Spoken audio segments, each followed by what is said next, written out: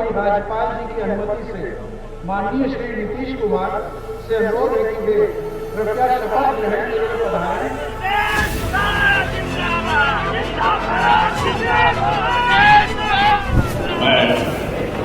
हटाइए। मैं बिहार राज्य के मुख्यमंत्री के रूप में अपने कर्तव्यों का श्रद्धापूर्वक और शुद्ध अंतःकरण से निर्वहन करूंगा। क्या 9 बार बिहार के मुख्यमंत्री पद की शपथ लेने वाले नीतीश कुमार 10वीं बार भी बिहार के मुख्यमंत्री पद की शपथ ले पाएंगे? क्या जेडीयू का ये नारा कामयाब होगा कि 25 से 30 फिर से नीतीश?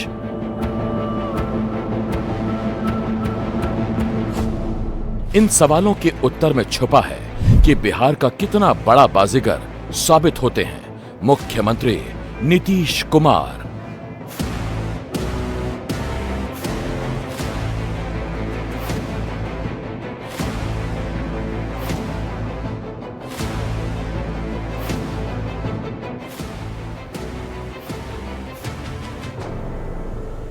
नमस्कार, मैं हूं सिकता देव। आप देख रहे हैं बिहार के बाजीगर।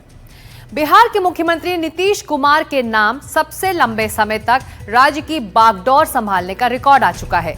पिछले 20 साल में 19 साल तक लगातार वही मुख्यमंत्री रहे हैं। बीच में 9 महीने के लिए जितिन राम मांझी बने भी तो नीतीश कुमार की ही कृपा से।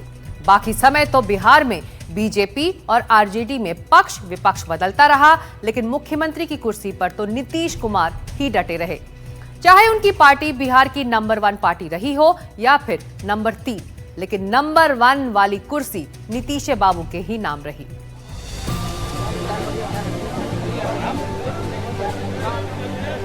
तो सवाल है, अब आगे क्या? क्या नीतीश कुमार फिर से मुख्यमंत्री बन पाएंगे?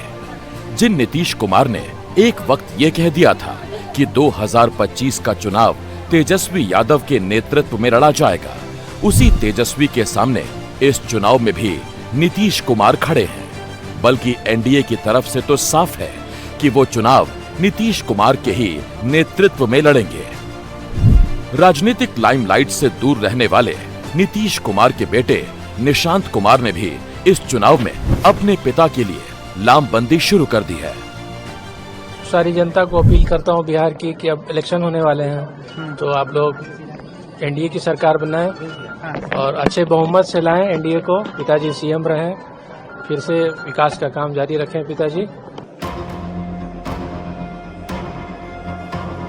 अभी ज्यादा से ज्यादा लोगों को लुभाने का समय है, इसीलिए नीतीश कुमार की सरकार लगातार वादों का पिटारा खोल कर बैठी है। नीतीश कुमार ने वादा किया है कि वो अगले 5 साल में बिहार के 1 करोड़ युवाओं को नौकरी और रोजगार प्रदान करेंगे। पेंशन योजनाओं के तहत 1 करोड़ 11 लाख से ज्यादा लाभार्थियों को 1227 करोड़ 27 लाख रुपए दिए गए। साथ ही कौशल विकास के लिए मुख्यमंत्री नीतीश कुमार ने एक विश्वविद्यालय की स्थापना का भी ऐलान किया है, जो कर्पूरी ठाकुर के नाम पर रखा जाएगा। साथ ही शिक्षक बहाली में बिहार के युवाओं को डोमिसाइल का लाभ देने का फैसला किया गया है। इससे पहले महिला उम्मीदवारों को 35% डोमिसाइल लाभ का ऐलान कर चुके थे। साथ ही स्कूलों में नाइट गार्ड की मेहनताना 5,000 से बढ़ाकर 10,000 किया गया है। उसी तरह शारीरिक शिक्षकों का मानदेय 8,000 से बढ़ाकर 16,000 किया गया, जबकि रसोइयों का मानदेय अब 3,300 रुपए होगा। आशा कार्यकर्ताओं को भी अब 3,000 रुपए मासिक मानदेय मिलेगा। वहीं नियमित ग्रामीण सफाई कर्मियों को 9,000 रुपए और अंशकालिक को 5,000 रुपए मानदेय मिलेगा। इन वादों की झड़ी में नीतीश कुमार को यकीन है कि उनके सुशासन बाबू वाली छवि को चमक मिलेगी और चुनावों में उनका गठबंधन दमक कर निकलेगा। लेकिन विपक्ष पूछ रहा है कि अब तक क्या कर रहे थे? हम बिहार में ऐसी सरकार देना चाहते हैं जहां पढ़ाई, दवाई, कमाई, सिंचाई और सुनवाई और कार्रवाई वाली सरकार होनी चाहिए। आज ना सुनवाई है ना कार्रवाई। आज किसी को ब्लॉक चले जाइए, थाना चले जाइए, बिना घूस दिए हुए बता दीजिए कोई काम हो रहा है तो? कोई काम हो रहा है? घूसखोरी बढ़ी है कि नहीं बढ़ी? ईमानदारी से कहिएगा, सब कहिएगा। अगर घूसखोरी बढ़ी तो हाथ उठा करके बताइए घूसखोरी बढ़ी है कि नहीं। हर एक काम में अफसरशाही बढ़ी है कि नहीं बढ़ी है? पहले घूसखोर लोग को थोड़ा लिहाज होता था, अब तो एकदम खुल करके मांगता है कि मेरा हक है। ये स्थिति बन गई है। ये झूठी बात नहीं है, सच्चाई है। चले जाइए, एफआईआर दर्ज नहीं होता है, गरीबे का लाठी मारा जाता है, लेकिन कार्रवाई किसी पे नहीं होती। यही चीज जंगल राज की बात करते हैं, जो AK-47 बाढ़ में चलाता है उसको नया नियम बना करके बाहर निकलवाते हैं अपराधी लोग को। ये अंतिम सत्र है और नीतीश कुमार के लंबे राजनीतिक कैरियर का ये अंतिम सत्र है, जबकि वो सत्र में मुख्यमंत्री के तौर पर, विधानसभा के नेता के तौर पर वहां जाएंगे, क्योंकि इसके बाद नीतीश कुमार की राजनीतिक पारी का खात्मा हो जाएगा। इसके बाद विधानसभा के नेता के तौर पर नीतीश कुमार को आगे काम करने का अवसर जनता नहीं देने वाली है। तो जो इतना काम करते हुए अब जहाँ देखिए ना कितना जगह पर जाने का रास्ता बना है, कितना ज्यादा स्कूल बना है, कितना एक एक नए चीजों का निर्माण हुआ है। अब पटना का ही देखिए ना। नीतीश कुमार जो वादे कर रहे हैं उनसे आगे बढ़कर वादों की झड़ी तेजस्वी यादव ने भी लगा दी है। अगर देखा जाए तो 2025 का ये विधानसभा चुनाव नीतीश कुमार और तेजस्वी यादव की जनशक्ति का प्रदर्शन भी है। अगर इन दोनों नेताओं में तुलना करें तो जहां नीतीश कुमार संघर्षों की राजनीति से निकले हैं, वहीं तेजस्वी यादव को लालू यादव की राजनीतिक विरासत मिली है। जहां नीतीश कुमार को 19 साल मुख्यमंत्री रहने का अनुभव है, वहीं तेजस्वी यादव की नजर मुख्यमंत्री की कुर्सी पर है। जहां नीतीश शराबबंदी को लागू करने वाले और समर्थक हैं, वहीं तेजस्वी यादव शराबबंदी हटाने के पक्षधर हैं। वो सरकार बनते ही ताड़ी को उसमें से निकालने का वादा करते हैं। जहां नीतीश कुमार 74 साल की बुजुर्ग होती उम्र के नेता हैं, वहीं तेजस्वी यादव 35 साल के हैं। यानी तेजस्वी की अभी जितनी उम्र है उससे ज्यादा समय से नीतीश कुमार विधायक ही हैं। जहां नीतीश कुमार ने इंजीनियरिंग की पढ़ाई की है, वहीं तेजस्वी यादव 9वीं पास हैं। जहां नीतीश कुमार की अब तक की पहचान सुशासन बाबू की बनी है, वहीं तेजस्वी यादव के ऊपर लालू राबड़ी राज के कारण जंगल राज का आरोप विपक्ष लगाता है। हालांकि तेजस्वी यादव पिछले कुछ दिनों से बिहार में अपराध की बढ़ती घटनाओं के कारण नीतीश सरकार को जंगल राज की तर्ज पर राक्षस राज कहने लगे हैं। आप देख सकते हैं कि बिहार में पूरी तरीके से जो है राक्षस राज जो है कायम हो चुका है। जिस तरह की जो घटना की गई है, मानवीय व्यवहार जिस तरह से उस वीडियो में हम लोगों ने देखा है, इसकी जांच होनी चाहिए और दोषियों पे जो है सख्त से सख्त जो है कार्रवाई होनी चाहिए। साल 2005 में जब राबड़ी देवी की सरकार गई तो उस वक्त लालू प्रसाद यादव के केंद्र में मंत्री होने के बावजूद बिहार में आरजेडी से लोगों की घनघोर नाराजगी थी। वो नाराजगी सबसे ज्यादा कानून व्यवस्था के सवाल पर थी। नीतीश कुमार ने उस नाराजगी को अपने लिए जनता के समर्थन के रूप में भुनाया। नतीजा ये हुआ कि एक बार आरजेडी सत्ता से उखड़ी तो आज तक वो उस जड़ की तलाश में है।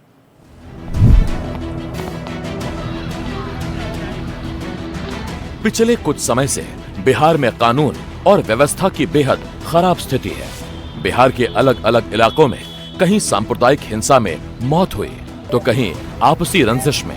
नालंदा, मोतिहारी, मुजफ्फरपुर से लेकर सीवान तक कत्ल की घटनाएं हुई। हद तो तब हो गई जब बिहार की राजधानी पटना में दिन दहाड़े कारोबारी गोपाल खेमका की हत्या हो गई। बिहार में होती वारदात की घटनाओं पर नीतीश का रटा रटाया जवाब आया कि एक्शन होगा। जैसे ही इसके बारे में पता चला सासाराम और वहां के बारे में तो तत्काल एक एक तरह से करके तुरंत कंट्रोल किया, लेकिन कल देर शाम में 6 बजे बिहार शरीफ वाला जो पता चला है और तत्काल सब लोगों को तुरंत हमने पूछना शुरू किया तो वहां भी कंट्रोल किया, लेकिन हमने कह दिया है कि कौन गड़बड़ करता था इधर उधर, उस सब के बारे में ठीक से जानकारी लीजिए, जांच करिए, क्योंकि सब तरह का तो घटना होता नहीं था। सब दिन बिल्कुल अच्छे ढंग से चल रहा था, आप जानते ही ना। वर्षों से सब ठीक ठाक, थोड़ा बहुत इधर उधर करता था, उस पर एक्शन भी तुरंत करते थे ये लोग। इस बार आज काहे कर रहा था इतना, तो हमने कहा सब तरह से पूरे तौर पर देखिए, और बड़ा तकलीफ हुआ। जैसे पता चला हम लोग उसी के लिए एकदम बिल्कुल अलर्ट एक एक बात कर रहे थे, और सब लोग बड़ा तेजी से काम कर रहा। तब वो सब नहीं, कोई गड़बड़ जो भी किया है वो सबको वो पता करके एक्शन लेगा अपने ढंग से, जो उसका अधिकार है। जंगल राज की बात करने वाले लोग जंगल राज आ जाएगा। कल रात में हत्या कर दी गई प्रियंका जी, ऐसा कोई दिन नहीं है, कोई ऐसा जिला नहीं है जहां हत्या, बलात्कार, डकैती, रंगदारी ना हो रही हो। देखिए, गोपाल खेमका जी का जो कल जो हत्या उनकी हुई है, पिछले 2-2.5 वर्षों से जब मैं पैदल चल रहा हूँ, तो मैं ये कह रहा हूँ कि लालू जी के राज में, जंगल राज में और नीतीश के जंगल राज में कोई फर्क नहीं है। फर्क बस इतना ही है कि लालू जी के राज में अपराधियों का तांडव था और नीतीश के राज में अधिकारियों का तांडव है। ये तो चिंता का विषय ही है, क्योंकि एक ऐसी जगह पर ये घटना घटी है खुलेआम, जो पटना का एक पॉश इलाका है, 100 मीटर की दूरी पर वहाँ पे थाना है, अधिकारियों के घर है वहाँ पर। अगर यहाँ पे ऐसी घटना घट रही है तो सोचिए गांव देहात में क्या हो रहा होगा। अगर बिहार में एक भी हत्या होती है तो सरकार और प्रशासन के लिए ये चिंता का विषय होना चाहिए। जुलाई के महीने में गोपाल हत्याकांड के कारण बिगड़ा माहौल अभी थमा भी नहीं कि 13 दिन बाद ही पटना के पारस अस्पताल के आईसीयू में घुसकर बदमाशों ने एक गैंगस्टर चंदन मिश्रा को गोलियों से छलनी कर दिया। इस घटना के बाद हालात बिगड़े तो नीतीश सरकार के सुशासन पर सवाल उठने लगे, लेकिन सरकारी पक्ष ने कानून व्यवस्था के सवाल को नीतीश के सुशासन बाबू वाली छवि की ओट में ढकने की कोशिश की। आपका सवाल अनुपयुक्त है, मैं कह रहा हूं, और अच्छी तरह जान लीजिए कि आप इस तरह से पुलिस को डिमोरलाइज मत करिए। और पुलिस पूरे तरह से काम कर रही है, और जो भी पुलिस वाला अगर अपने काम को नहीं निभाता है उस पर भी कार्रवाई होती है। आप जरा गौर करके देख लीजिए, पहले क्या होता था, हम आप ही से पूछते हैं, क्या था 2005 के पहले, क्या था, कितना हिंसा, कितना अपराध, किस तरह से होता था, आज वो स्थिति है। इस बीच सरकार की किरकिरी तब हुई जब बिहार में लगातार होती हिंसा की घटनाओं पर नकेल कसने की जगह बिहार पुलिस दार्शनिक मुद्रा में आ गई। लोगों के सब्र का अंतिम इम्तिहान ये था कि पुलिस के आला अधिकारी ये कहने लगे कि बिहार में हर साल मॉनसून से पहले हिंसा की घटनाएं बढ़ती हैं, क्योंकि किसान तब खाली होते हैं। कई हत्याएं हुई हैं, होती पूरे बिहार में, और इस माह मई जून में ज़्यादा मर्डर होते आई है वर्षों से। अप्रैल मई जून, जब तक बरसात नहीं होती है ये सिलसिला जारी रहता है, क्योंकि ज़्यादातर किसान को कोई काम नहीं रहता है। एक बरसात होने के बाद लोग, कृषक समाज के लोग व्यस्त हो जाते हैं और घटनाएं घटती है। जिस कानून और व्यवस्था के सवाल ने नीतीश कुमार को बिहार का हीरो बनाया, उसी कानून और व्यवस्था की स्थिति नीतीश कुमार के सामने सबसे बड़ा प्रश्नवाचक चिन्ह बनकर खड़ी हो गई। लेकिन नीतीश कुमार करीब करीब चुप्पी साध गए। सामने या तो उनकी पार्टी के नेता आए या फिर एनडीए में उनके सहयोगी, सभी बचाव की मुद्रा में।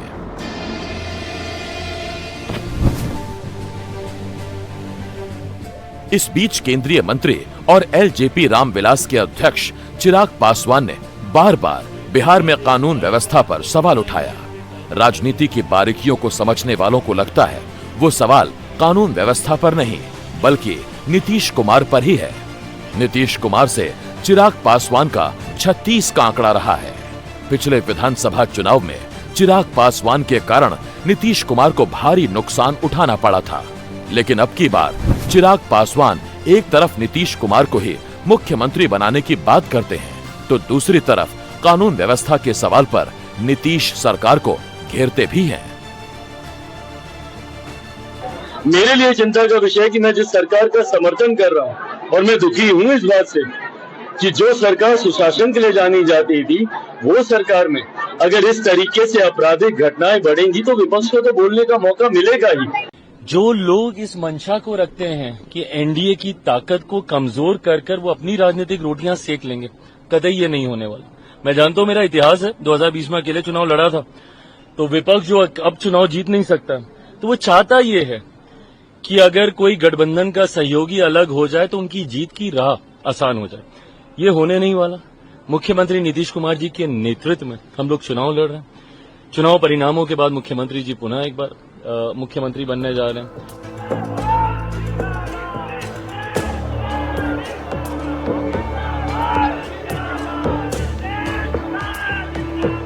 ऐसे विरोधाभास को ही साधने का दूसरा नाम चुनावी राजनीति है।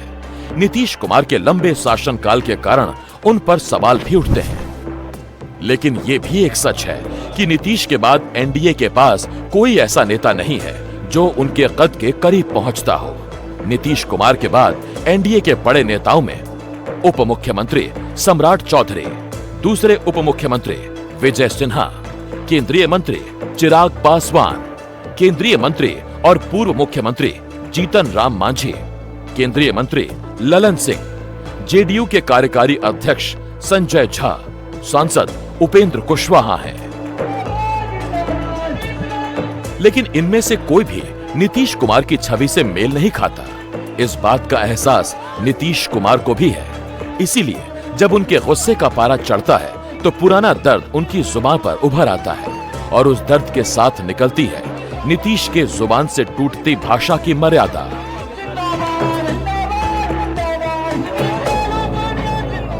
इनको कुछ आइडिया है? ये तो मेरी गलती है कि इस आदमी को हमने बना दिया था मुख्यमंत्री। नहीं ठीक है, ये कोई सेंस नहीं है इसको, ऐसे ही बोलते रहता है, कोई मतलब नहीं है। बैठ जाएगा। माननीय मुख्यमंत्री चमक करके उठ गए और उठ करके अनाप शनाप ऐसी बातें बोलने लगे। हमको तो आश्चर्य हुआ कि वही नीतीश कुमार हैं जो पहले थे आज से कुछ दिन पहले। आज लगता है कि वो दूसरे रूप में यहाँ परोसे गए, दूसरे रूप में आए। हमको लगता है कहीं न कहीं उनकी दिमाग में कोई कमजोरियां है, इसके चलते वो ऐसा बोल रहे हैं। और हम उनके बारे में कहना चाहते हैं, वो बार बार तुम ताम की बात करते हैं। आप जोड़ लीजिए 1985 में वो विधायक बने, हम 1980 से विधायक हैं। उम्र में वो 74 साल के हैं, उम्र में हम 80 साल के हैं। तो वैसी परिस्थिति में तुम ताम करना कहाँ का उचित है, उसमें भी विधानसभा में। इसलिए हमको लगता है कि मानसिक संतुलन वो खो बैठे हैं। नीतीश कुमार का पूरा राजनीतिक जीवन करामातों से भरा रहा। पटना के बिहार इंजीनियरिंग कॉलेज से इलेक्ट्रिकल इंजीनियरिंग की पढ़ाई की। उस समय कौन जानता रहा होगा कि इनकी पढ़ाई का इस्तेमाल इंजीनियरिंग में तो नहीं होगा, लेकिन राजनीति में नीतीश कुमार की एंट्री से ऐसा करंट चलेगा कि बड़े बड़े सूरमा झटका खाते रहेंगे। पढ़ने लिखने में होनार नीतीश इंजीनियर बनना चाहते थे, लेकिन राजनीतिक दांवपेच में होशियार नीतीश मुख्यमंत्री बन गए। नालंदा के एक मामूली वैद्य के घर जन्म लेने वाले नीतीश कुमार के लिए मुख्यमंत्री पद तक पहुंचना आसान नहीं था। नीतीश का जन्म नालंदा के हरनौत में हुआ था। इनके पिता कविराज राम लखन सिंह एक आयुर्वेदिक वैद्य थे, जिन्होंने आजादी की लड़ाई भी लड़ी थी। राम लखन सिंह बिहार के पहले उप मुख्यमंत्री अनुग्रह नारायण सिन्हा के बेहद करीब थे। घर परिवार के राजनीतिक माहौल का असर नीतीश कुमार पर भी पड़ा। इसीलिए बिहार राज्य बिजली बोर्ड में इंजीनियर की नौकरी उन्हें जमी नहीं। आधे अधूरे मन से जिस काम को कर रहे थे उसे छोड़कर जेपी आंदोलन में कूद पड़े, जिसके बाद कभी पीछे मुड़कर नहीं देखा।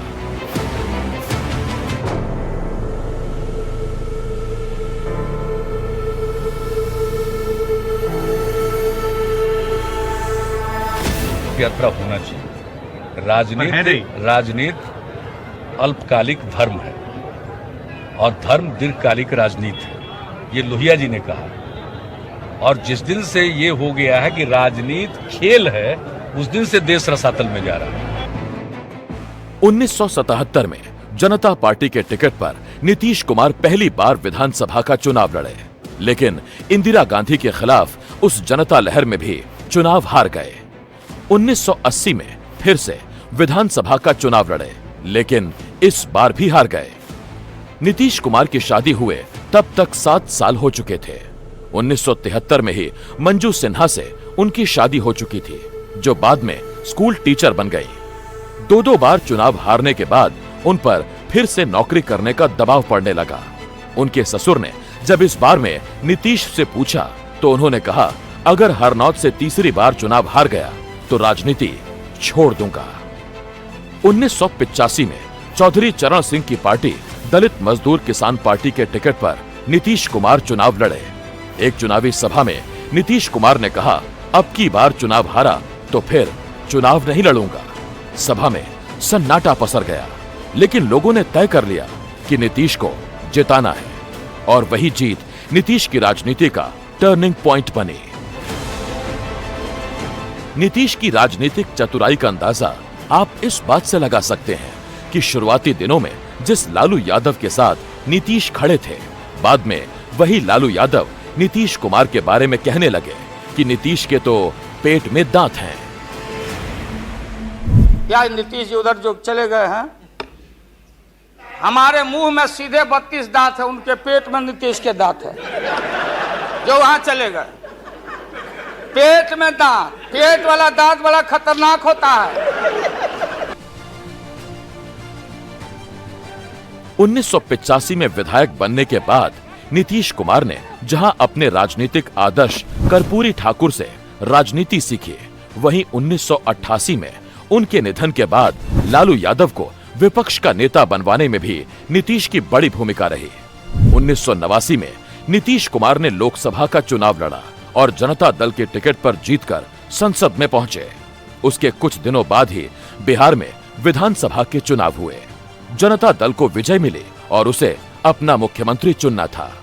मुख्यमंत्री पद के 2 दावेदार थे, एक लालू यादव और दूसरे राम सुंदर दास। लालू यादव देवीलाल के उम्मीदवार थे और राम सुंदर दास वीपी सिंह के। उस समय विधायकों के समीकरण से लगता था कि राम सुंदर दास लालू यादव को हरा देंगे। तब वीपी सिंह से नाराज चल रहे चंद्रशेखर से लालू के लिए संपर्क करने वालों में नीतीश कुमार भी थे। वीपी सिंह के उम्मीदवार को मुख्यमंत्री बनने से रोकने के लिए चंद्रशेखर ने अपने समर्थक रघुनाथ झा को भी चुनाव लड़वा दिया। रघुनाथ झा खुद तो चुनाव नहीं जीत पाए, लेकिन राम सुंदर दास को हरवाने भर वोट जरूर काट लिया और इस तरह नीतीश कुमार के दोस्त लालू यादव 1990 के मार्च महीने में मुख्यमंत्री बने। तुम्हारे पिता को हम ही बनाए थे, वो जब आए थे उस समय नहीं था, ऐसा फालतू छोड़ो। अरे थोड़ा जात वाला भी, अरे तुम्हारे जात वाले भी जो जात थे हमको कहते थे काहे के लिए आप कर रहे हैं, तो हमने तो उसी आदमी को बनवाया था। साल 1990 में बिहार में लालू नीतीश की जोड़ी फिल्म शोले के जय और वीरू की जोड़ी जैसी हो गई। लालू बिहार के मुख्यमंत्री बन गए थे और नीतीश केंद्र की वीपी सिंह सरकार में कृषि राज्य मंत्री।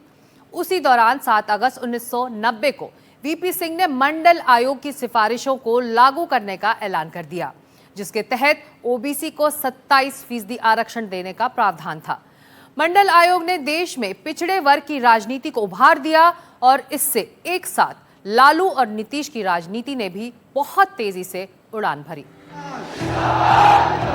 बिहार का नेता कैसा हो? 1991 में मध्यावधि चुनाव हुए तो बिहार में जनता दल का प्रदर्शन बेहद शानदार था।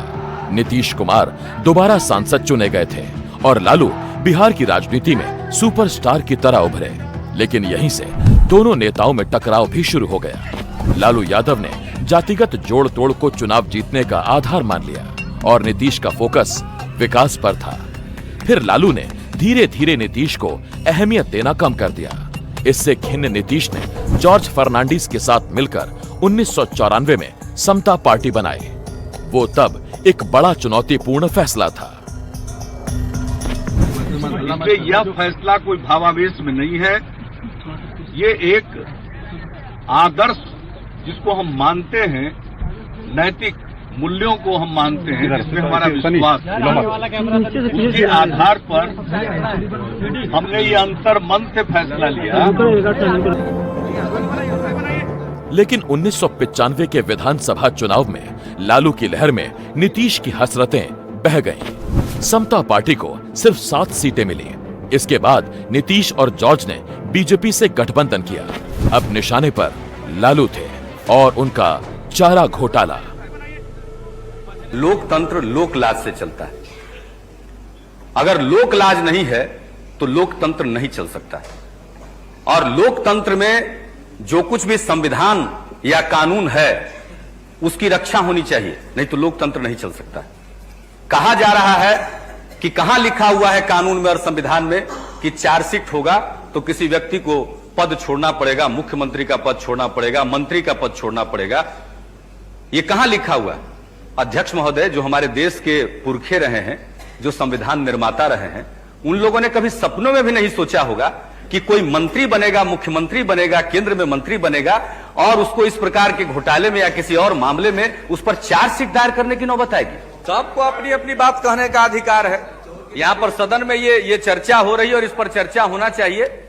लोकतंत्र में चाहे कोई कितना भी बड़ा क्यों न हो, अगर किसी के ऊपर आक्षेप लगता है और अगर कोई जांच की एजेंसी ये पाती है कि इनके खिलाफ आरोप पत्र समर्पित करने के लिए पर्याप्त साक्ष्य हैं, तो मैं नहीं समझता हूं कि अदालत में जाने के सिवा उनके पास कोई चारा है। उनको जाकर के अदालत में अपने को बेगुनाह साबित करना चाहिए। लेकिन जहां तक लोकतांत्रिक प्रक्रिया का सवाल है, वो पद पर नहीं बने रह सकते। कोई लाख कहे कि हम सड़कों पर निपटेंगे, तो सड़कों पर कोई एक व्यक्ति उतरने के लिए तैयार नहीं है। यहां पर सड़कों पर दूसरे लोग भी उतरेंगे जो लोकतंत्र की रक्षा करना चाहेंगे, वो भी सड़कों पर आएंगे। इसलिए ये इस धमकी से इस देश में कोई संदेश नहीं जाने वाला, बल्कि इस प्रकार की जो हठधर्मिता का प्रदर्शन किया जा रहा है उससे सार्वजनिक जीवन धूमिल हो रहा है, उस पर आक्षेप आ रहा है।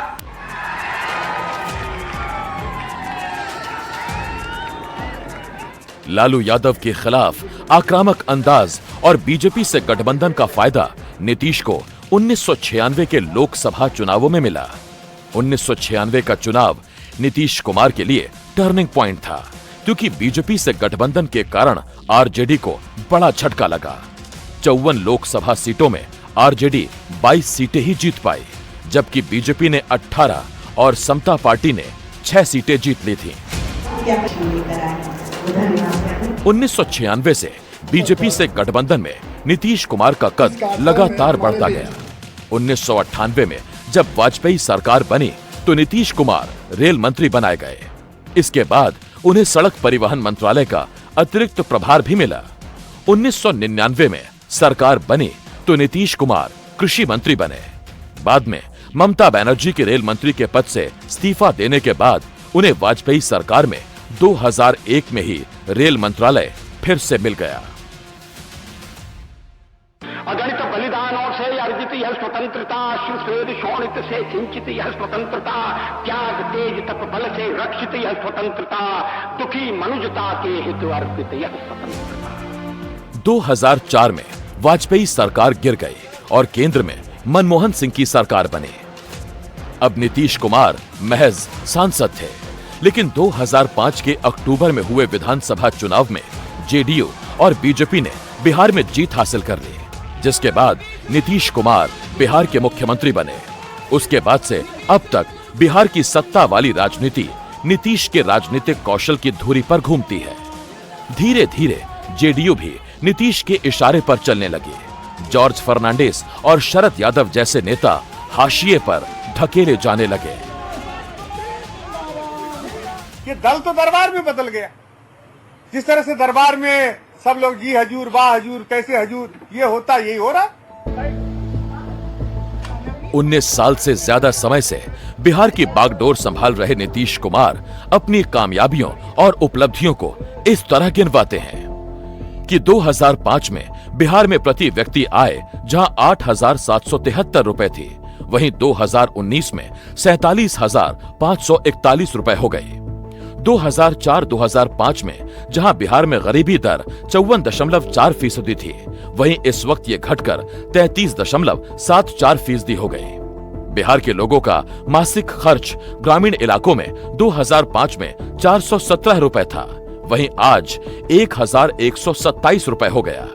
वहीं शहरी खर्च 696 रुपए मासिक से बढ़कर 1507 रुपए हो गया।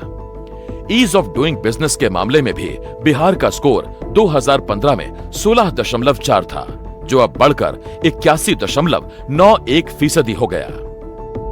2013 में बीजेपी ने जब तय कर लिया कि उसके प्रधानमंत्री पद के उम्मीदवार नरेंद्र मोदी होंगे, तो नीतीश कुमार ने बीजेपी से अपना 17 साल पुराना नाता तोड़ लिया।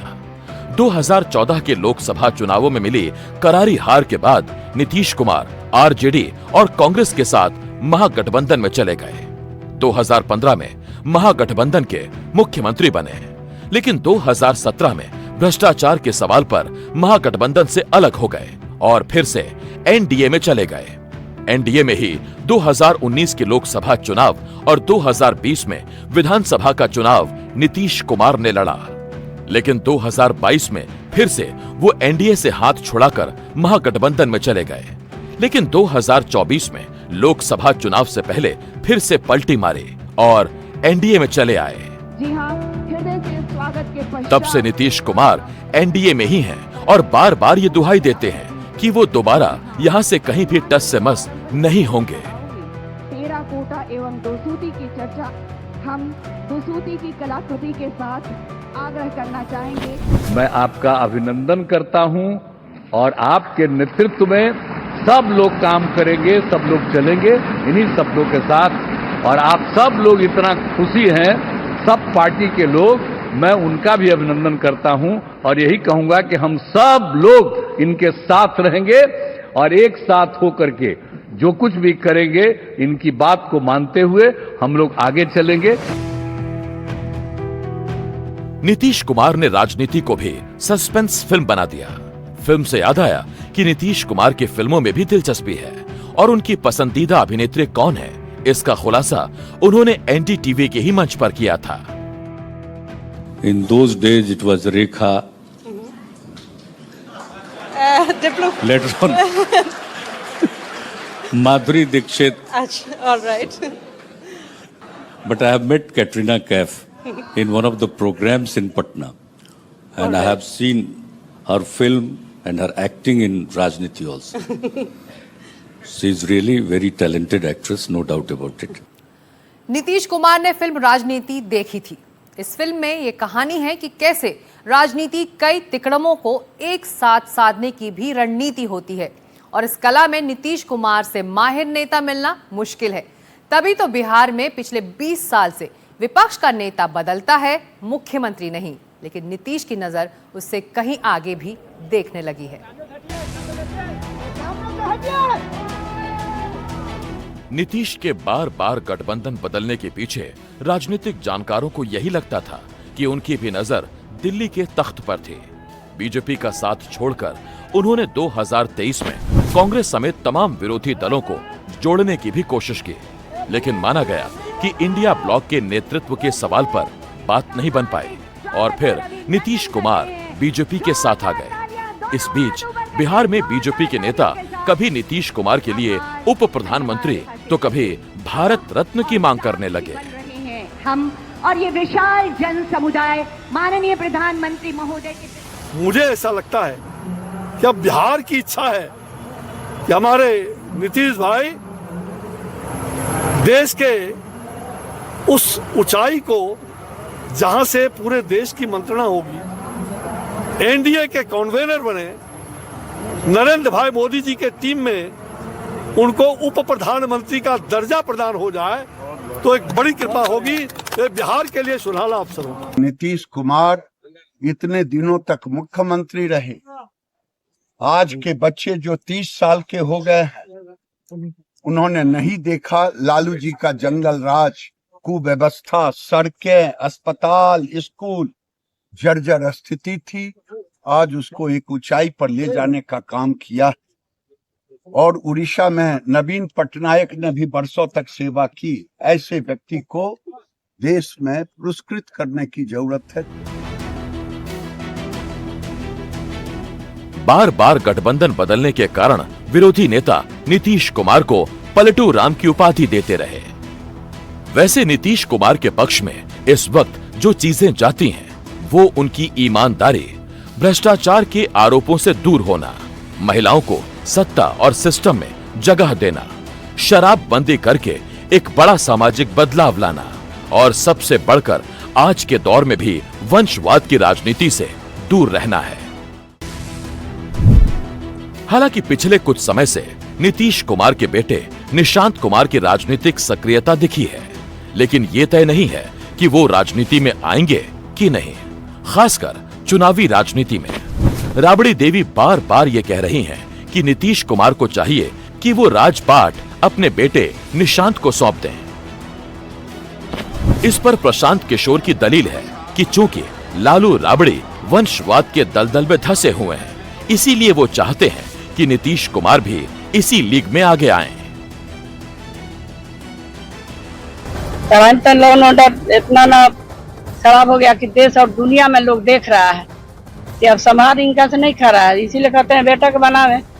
अब राबड़ी देवी ये कह रही हैं कि उनके बच्चे को सत्ता सौंप देनी चाहिए, वो इसलिए कह रही हैं ताकि सब लोग एक ही जैसा हो जाए, उनका बच्चा भी आ जाएगा तो राबड़ी देवी पर ये इल्जाम नहीं लगेगा लालू यादव पर कि अपने बच्चे की राजनीति करते हैं। इसीलिए चाहते हैं कि नीतीश कुमार भी जाते जाते अपने बच्चे को राजनीति में ले आए, ताकि परिवारवाद का आरोप लालू जी पर खाली अकेले न लगे, उस पर नीतीश कुमार भी शामिल हो जाए।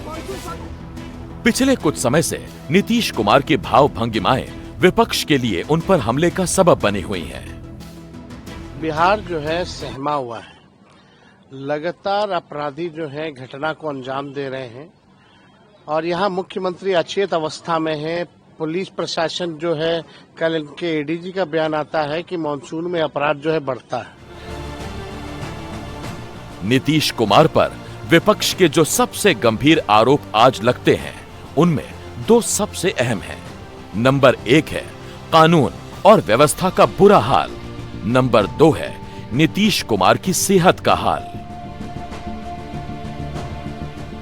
लेकिन इनसे आगे एनडीए के पास आज भी कोई एक चेहरा है, तो वो नीतीश कुमार हैं। और खास करके जो गरीबी है उसको भी तो देखा जाएगा, सब लोगों के लिए तो मदद किया जाएगा।